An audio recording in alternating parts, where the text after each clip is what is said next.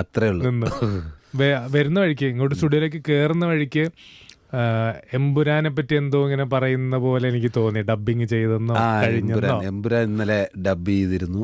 ഇന്നലെ മെനിങ്ങാന്ന്. ഓക്കെ. അതെ, എമ്പുരാൻ മെനിങ്ങാന്ന് ഡബ് ചെയ്തിരുന്നു. ജംഗിൾ പൊളിയാ പൊളിച്ചേക്കുന്നത് ചെറുക്കൻ. പൃഥ്വി. സസ്പെൻസ് ഒന്നും ഞാൻ പുറത്തു വിടുന്നില്ല. കണ്ടിട്ട് എങ്ങനെയുണ്ട്? കണ്ടിട്ട് എന്താ ജംഗിൾ പൊളിയാ പൊളിച്ചിരിക്കുന്നത്. ജംഗിൾ പൊളി പുതിയ പൊളിയാണ്. പുതിയ വാക്കാണല്ലോ ജംഗിൾ പൊളി. ജംഗിൾ പൊളി നമ്മുടെ പയ്യൻ പൃഥ്വി ഇന്ത്യക്ക് തന്നെ അഭിമാനമാണ്. ആണോ? ആ സ്റ്റേറ്റ്മെന്റ് ഒന്നുകൂടി പറയണം. ഇന്ത്യക്ക് തന്നെ അഭിമാനമാണ്. അത്തരം പൊളിയാണ് പൊളിച്ചേക്കുന്നത്. വാവ്, അടിപൊളി. അപ്പോൾ പടം ഫുള്ള് കഴിഞ്ഞാൽ അത് സുരാജന്റെ പോർഷൻ മാത്രമേ കണ്ടുള്ളൂ? എന്റെ പോർഷനും പിന്നെ അങ്ങും ഇങ്ങും ഒക്കെ കണ്ടു. നോ രക്ഷ.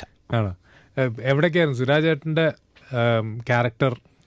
അതൊന്നും പറയില്ല, അതൊക്കെ സർപ്രൈസ് ആണ്. മാർച്ച് 27-ാം തീയതി അദ്ദേഹം പുലിമടയിൽ നിന്ന് വരും. അനൗൺസ് ചെയ്യും പൃഥ്വി. പൃഥ്വിയോട് പറഞ്ഞോ ഡബിങ് കഴിഞ്ഞിട്ട് മെസ്സേജ് അയച്ച? പുള്ളിക്ക് മെസ്സേജ് അയച്ചിരുന്നു. എന്താ?